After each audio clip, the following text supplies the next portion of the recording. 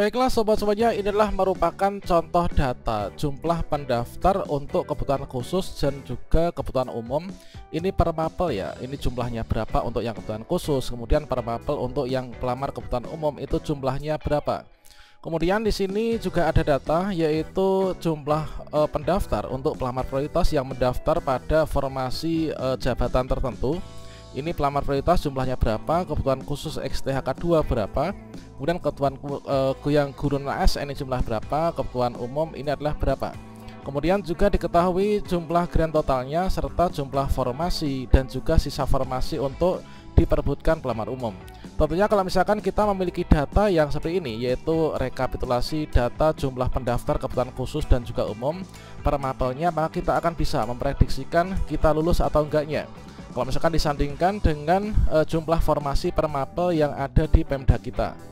Seiring dengan hal tersebut, maka di sini banyak sekali teman-teman yang bertanya di kolom komentar, sebenarnya kita itu bisa mendapatkan data yang seperti ini itu dari mana?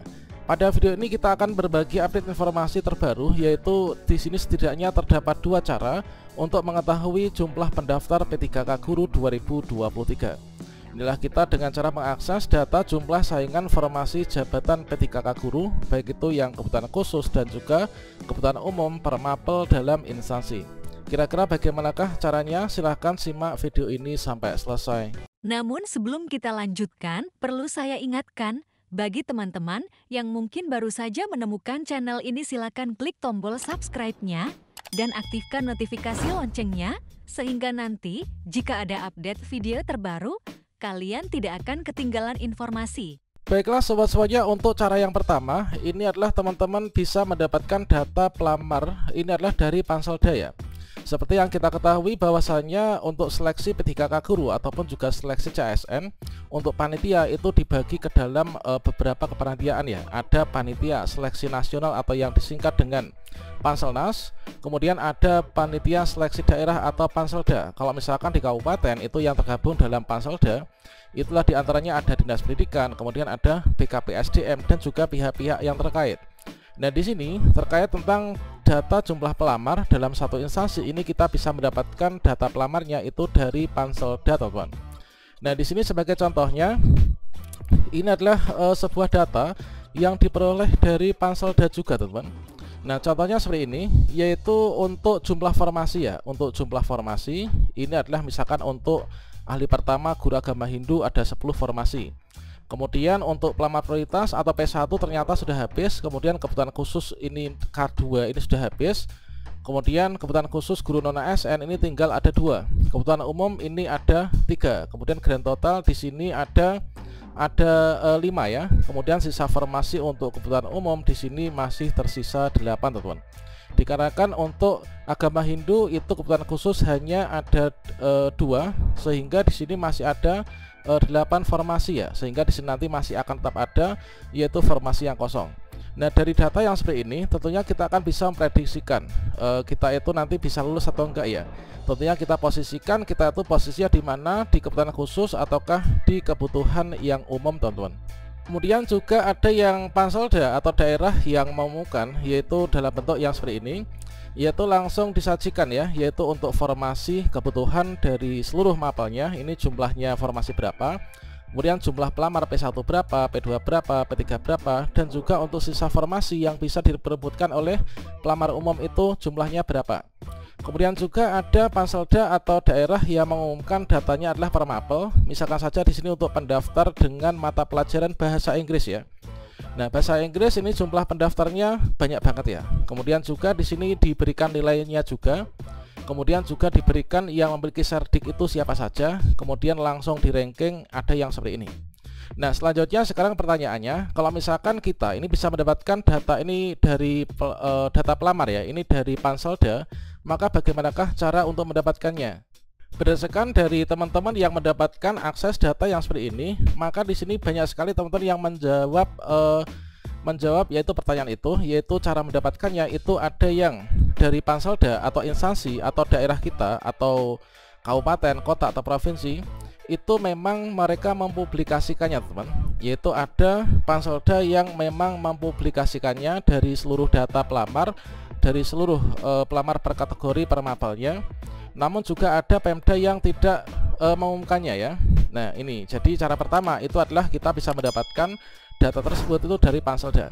Kalau misalkan saya itu sebagai guru honorer, ini data ini saya dapatkan yaitu dari Dinas Pendidikan ya teman.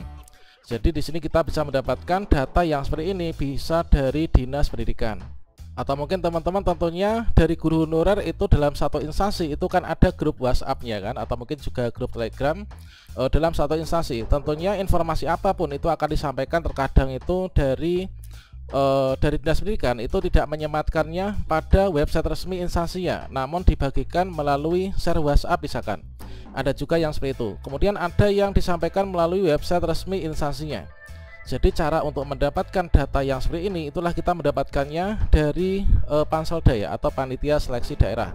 Namun kita harus memahami juga bahwa mungkin saja ada Pemda yang tidak melakukannya, ada juga Pemda yang dengan sukarela ini membagikan untuk data jumlah pelamarnya, sehingga kita itu bisa memprediksikan yaitu untuk jumlah pelamarnya berapa, formasi berapa, dan juga untuk kita itu potensi lulusnya itu berapa gitu ya. Dikarenakan kalau misalkan kita memiliki data yang seperti ini di Pemda kita, maka kita akan bisa memproyeksikan apakah kita nanti bisa lulus atau enggaknya.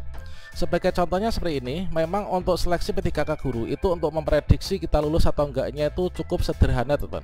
Dikarenakan setelah teman-teman mengikuti seleksi menggunakan mekanisme masing-masing, maka di sini untuk pengisian formasi jabatan fungsional guru itu dilakukan secara berurutan. Dari P1, kemudian dilanjut P2, kemudian P3, kemudian juga kepada pelamar umum. Sehingga kalau misalkan saya itu sudah melihat ya, jadi kita sandingkan. Kalau misalkan kita sudah punya datanya, ini kita bisa menyandingkan untuk jumlah formasi per mapel yang ada di instansi saya. Itu adalah jumlahnya misalkan yang seperti ini ya. Untuk guru kelas ini ada 100, kemudian untuk PJOK 80, dan seluruh data mapel untuk formasi yang seperti ini kita dapatkan dari pengumuman dari instansi masing-masing. Dan juga kita bisa mendapatkannya itu dari SKPN RP tentang penetapan kebutuhan P3K guru di instansi kita masing-masing. Dan selanjutnya di sini kita sandingkan dengan data yang diberikan oleh Pemda. Dari rekapitulasi jumlah peserta yang mendaftar dan juga sudah ikut seleksi kompetensi ataupun juga yang sudah lulus seleksi administrasi, maka kita akan bisa memprediksikan. Sebagai contohnya adalah seperti ini. Misalkan untuk di sini ada guru agama Islam ya. Untuk guru agama Islam ini kan formasinya ada 82 nih. Kemudian untuk pelamar kebutuhan khusus ini ada yaitu pendidikan agama Islam. Ini yang mana nih? Coba kita cek untuk pendidikan agama Islam. Untuk guru agama Islam ini jumlah pelamar kebutuhan khusus ini hanya 54. Sehingga kalau misalkan formasi 82 pelamar kebutuhan khusus 54 ini adalah pendahuluan dari, didahulukan untuk penempatan yang khusus, maka 54 ini dikarenakan untuk jumlah formasi lebih banyak daripada pelamar khusus, maka positif di sini 54 orang ini akan lulus menjadi ASN P3K di tahun ini. Selanjutnya juga untuk guru kelas, misalkan guru kelas di sini ada 100, kemudian pelamar kebutuhan khusus di sini ada banyak juga ya, 245. Kemudian di sini nggak buka pelamar kebutuhan umum, hanya ada 1, ini disabilitas. Maka di sini nanti banyak sekali teman-teman yang nggak akan lulus. Ini sekitar ada 144-an yang nggak lulus ya. Jadi kita mendapatkan data seperti ini. Untuk melakukan prediksi kelulusan ini adalah dari Panselda atau Panitia Seleksi Daerah. Kemudian untuk cara yang kedua, ini teman-teman nanti untuk melihat jumlah peserta saingan, ini kita bisa melihat di pengumuman final, yaitu tanggal di pengumuman kelulusan ya P3K Guru 2023 tanggal 6 sampai dengan 15 Desember 2023. Dan pada tanggal 6 Desember 2023 nanti, selain kita ketika login ke akun SSC ASN, kita akan mendapatkan tampilan seperti ini, yaitu kita ada ucapan selamat Anda lulus P3K Guru 2023. Maka berikutnya kita akan mengisi DRH ya. Selanjutnya untuk lokasi penempatan ini kita akan mendapatkan di sini. Misalkan saya adalah P1, ini saya lokasi penempatan di sini. Nah, selain kita bisa mengetahui penempatan kita di tahun 2023 ini, maka kita juga bisa melihat yaitu pada pengumuman di instansi kita masing-masing. Nantinya akan seperti ini. Jadi kita bisa melihat jumlah pesaing kita per mapelnya. Misalkan adalah guru PJOK, ini adalah daftar namanya. Ini perankingan langsung. Kemudian yang lulus itu langsung ditentukan di sini, yaitu memiliki kode P_L ya. Itu adalah dua cara untuk mengetahui jumlah pesaing P3K Guru 2023. untuk pelamar kebutuhan khusus dan juga pelamar kebutuhan umum. Demikian, semoga bermanfaat. Wassalamualaikum warahmatullahi wabarakatuh.